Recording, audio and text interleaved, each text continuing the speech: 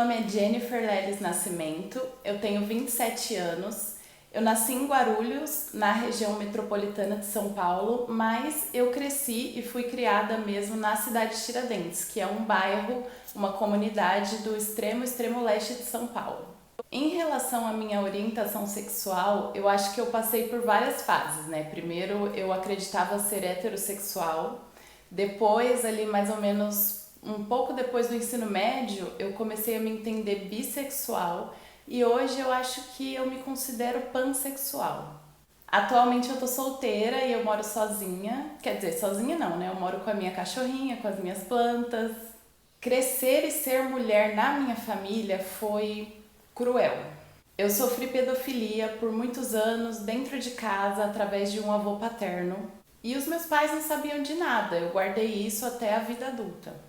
Mas como os abusos começaram muito cedo, eu tinha mais ou menos 5 anos na época, desde muito pequena, desde criança, eu já entendia que ser mulher era uma coisa muito esquisita e muito diferente de ser homem.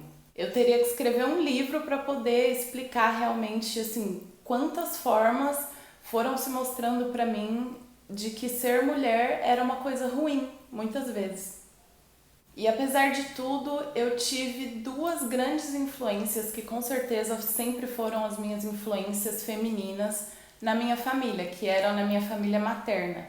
A minha mãe, obviamente, e a irmã dela, minha tia, que sempre foram figuras extremamente fortes e exemplos para mim, e que sem dúvida foram as pessoas mais responsáveis por criar toda a parte boa da minha personalidade, eu acho. Essa minha tia, quando eu era mais nova e quando eu entrei na faculdade, ela era a única pessoa da minha família que tinha feito uma graduação. E ela fez numa particular, né, porque naquele momento foi o que deu para ela fazer.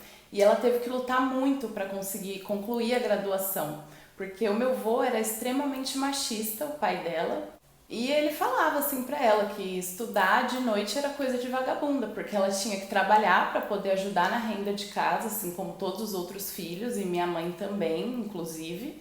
Então, assim, como ela tinha que trabalhar de dia, o único horário que sobrava para ela estudar, fazer uma faculdade era de noite. E aí o meu avô falava assim pra ela que era coisa de vagabunda.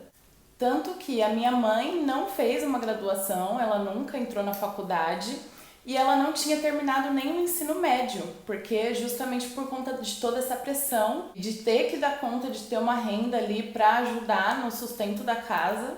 Então a minha mãe não conseguiu fazer o ensino médio regular. Ela foi depois terminar o ensino médio fazendo supletivo e aí ela fez um curso técnico, mas ela também não ingressou na graduação. Até hoje eu sou a única pessoa, tanto da minha família materna quanto da família paterna, que ingressou numa universidade pública. Se for falar da minha jornada acadêmica, eu tenho que voltar lá em 2014, quando foi a primeira vez que eu entrei na universidade. Eu entrei na UFMS para fazer enfermagem no campus de Três Lagoas. Mas enfim, como eu falei, eu tinha muitas questões guardadas que nunca tinham sido trabalhadas e tudo ali ficou à flor da pele. Então eu entrei assim num momento muito ruim da minha vida, muito mal. Chegou num ponto que eu não tinha mais condições psicológicas de continuar o curso, apesar de ser um curso que eu amo até hoje, que eu tenho uma ligação muito forte, porque eu já era técnica de enfermagem, eu já era concursada na prefeitura de Guarulhos antes de vir para o interior. Junto com o meu ensino médio, eu fiz o curso técnico de enfermagem, porque eu já tinha muito interesse por essa área da saúde e nitidamente por uma grande influência da minha mãe, né? Porque depois que ela fez o supletivo, ela fez o técnico de enfermagem e ela também passou em vários concursos. Então ela era uma grande inspiração para mim e eu fui seguindo ali o mesmo caminho dela. E aí logo que eu fiz 18 anos, eu tinha prestado um concurso lá para a prefeitura de Guarulhos e eu passei nesse concurso. Então eu assumi, trabalhei lá por um tempo e aí eu prestei o vestibular pela primeira vez e entrei para fazer enfermagem na UFMS no campus de Três Lagoas. Enfim, desisti do curso. Em 2019 eu prestei o vestibular da Unesp de Ilha Solteira para o curso de Ciências Biológicas, que é o curso que eu estou matriculada atualmente. Mais recentemente eu recebi a notícia de que eu fui aprovada no vestibular da UFMS para ingressar na turma de Psicologia de 2023, no campus de Paranaíba. Então, sim, em breve eu vou me desligar da Unesp para poder me matricular na UFMS. Vou iniciar o meu terceiro curso numa universidade pública, mas dessa vez eu vou formar. Se for falar de escolha sobre os cursos, né? Por que eu escolhi cada curso, se eu tive escolha? Se eu for refletir realmente, eu acho que a única vez que eu tive escolha foi nesse último vestibular que eu prestei para psicologia. Porque lá no ensino médio, quando eu já era ligada com essa área da saúde, que eu prestei para fazer enfermagem, fiz o técnico de enfermagem, o meu sonho realmente era fazer medicina, não vou negar. Né? Tinha uma influência muito grande também da minha mãe, que queria que eu fizesse medicina e não enfermagem, porque ela já sabia das dificuldades da área da enfermagem, então óbvio que ela queria o melhor para mim e ela sempre falava, não, faz medicina, não vai fazer enfermagem, faz medicina. Então eu fiquei com isso na cabeça, mas seria muito difícil eu passar em medicina, sabe? Eu não tinha realmente condições de estudar o tempo suficiente, de me dedicar o tempo suficiente, porque eu já trabalhava, ia de São Paulo, uma loucura, eu levava tipo 6 horas para ir e voltar do trabalho. Então fui naquela, né? Já tinha feito técnico de enfermagem e tal, me apaixonei pela área, acabei prestando enfermagem. Mas se for falar da minha vontade realmente de quando eu tava, naquela época que eu tava fazendo esses vestibulares, era medicina. Depois, quando eu prestei o vestibular da Unesp, que eu entrei nas ciências biológicas, ali foi realmente assim uma questão de desespero, eu acho. Porque eu gostei muito de Ilha Solteira, Ilha Solteira me acolheu num momento muito delicado da minha vida. E eu nem era da Unesp, mas eu conheci algumas pessoas da Unesp que me acolheram de uma forma surreal. E isso me fez querer ficar aqui. E aí eu literalmente peguei e falei, eu vou olhar que cursos que tem aqui, porque eu nunca nem olhei. E eu vou ver se tem alguma coisa que eu faria. E aí eu vi ciências biológicas, falei, ok, tô na área de biológicas, de repente eu consigo trilhar mais ou menos o caminho que eu gostaria, então vou fazer isso. E eu não me arrependo nem um pouco, porque estar dentro da Unesp foi o que me possibilitou transformar a minha vida.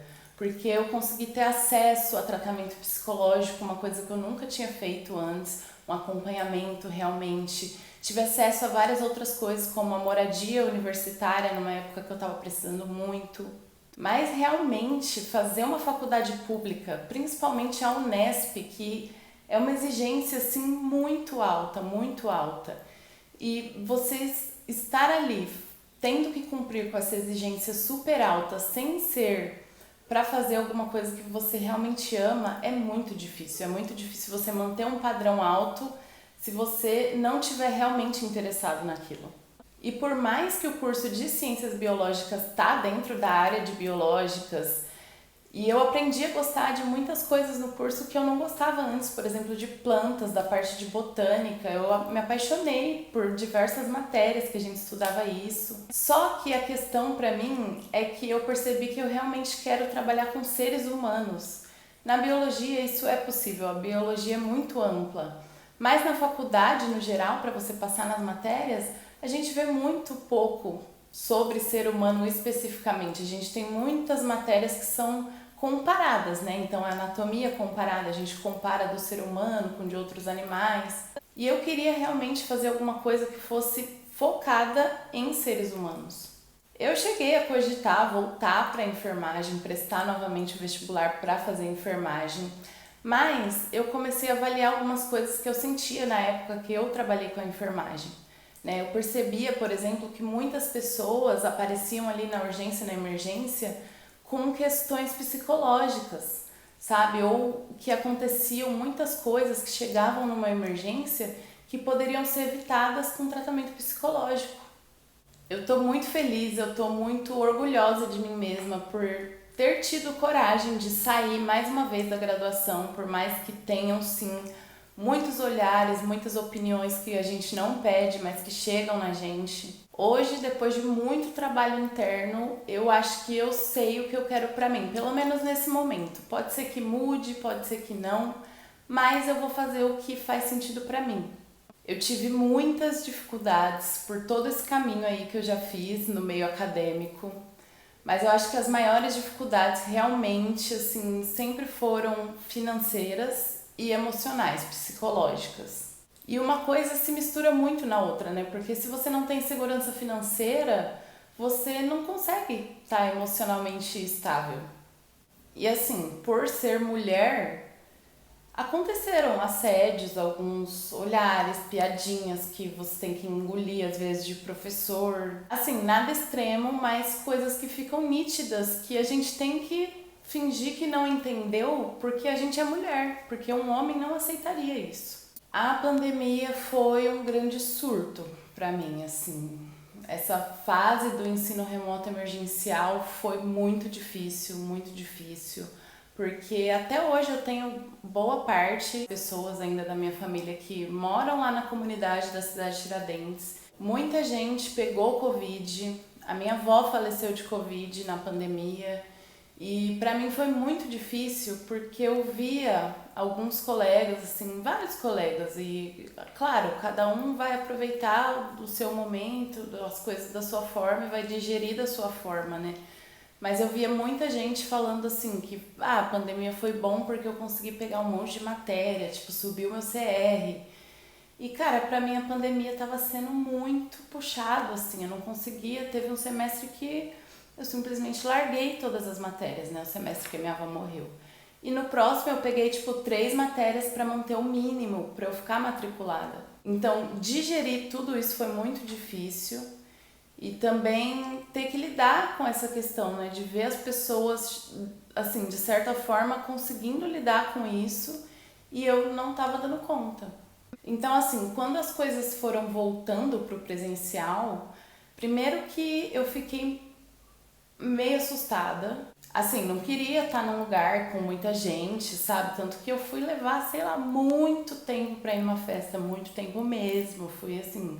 E ainda era esquisito pra mim, eu tinha medo de dar ruim, sabe? De estar nos lugares e falar com as pessoas, tocar as pessoas. E ao mesmo tempo, como eu tinha passado por muitos processos e tinha trabalhado muita coisa na terapia pra digerir tudo o que tinha acontecido na pandemia, eu acho que eu também aprendi a ouvir mais o que eu quero. Foi por isso que eu prestei o vestibular de psicologia, porque eu percebi talvez que a vida é muito curta, que não dá pra ficar fazendo coisas, tipo a faculdade aqui, que eu ia levar mais anos pra conseguir me formar, uma coisa que não tá fazendo sentido pra mim, que não tava legal pra mim, que não tava me dando prazer, que eu não via propósito. Então, assim, se você é uma mulher que sonha em entrar na universidade pública, faça por você. Faça por você. Não ouça o que os outros querem. Faça o curso que você quer fazer, realmente, porque é muito pesado, é muito puxado. Se tem uma coisa que eu aprendi em tudo que eu já vivi na minha vida, é que não vale a pena ficar numa situação que te deixa desconfortável em nada na vida, nenhuma relação, em nenhum trabalho, em nenhum curso ou graduação. Se está desconfortável para você, entenda o porquê e busque outra rota, veja outro caminho, outras possibilidades, mas se afasta. Se não tá bom para você, seja lá o que for, se afasta. Eu vejo que a gente vem sim tendo muitas mudanças através do feminismo, mas essas coisinhas sutis é que a gente tem que cortar, sabe? Esse sorrisinho de piadinha que você não tá achando graça, não tem que rir, não tem que rir, não tem que se colocar nessa situação. E eu fiquei pensando muito, né? Porque é uma grande exposição fazer esse vídeo, falar esse tanto de coisa e muitas mulheres negaram fazer isso. E eu entendo, óbvio que eu entendo essas mulheres. Mas eu fiquei refletindo no quanto a gente pede para ser ouvida e talvez quando a gente tem uma oportunidade de expor, de falar, a gente se cala. Cada um tem seu tempo, cada um tem o seu processo, mas você não pode se calar. Eu acho que é isso.